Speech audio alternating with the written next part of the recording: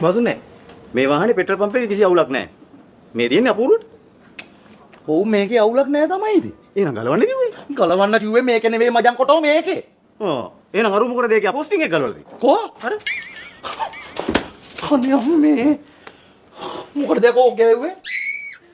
ඈ? තොපි නම් මගේ කරුමෙට හම්බෙච්ච ගෝලියෝ. තොපි මගේ කරුමෙට හම්බෙච්ච ගෝලියෝ. ඈ තොපිට නට් එකක් ගලවන්න කිව්වම ලැට් එකක් ගලවනවා. අයියෝ. මේ මිනිස්සු ආවොත් එහෙම බසුනේ දුවන ගරාජයකට කෝල්ලයක් ආවා. හේ අනිත් එක. යකෝ දුවන ගරාජ් නෙවෙයි යකෝ මොබයිල් ගරාජ්. ලස්සන නම දාලා තියෙන ඒක කියා.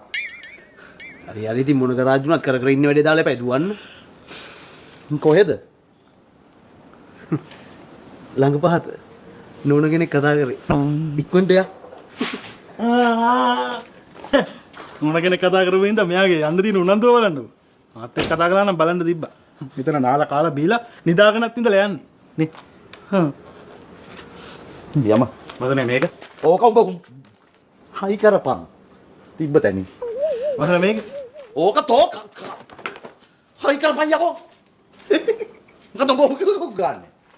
තොපි ඔක්කොම එකයි.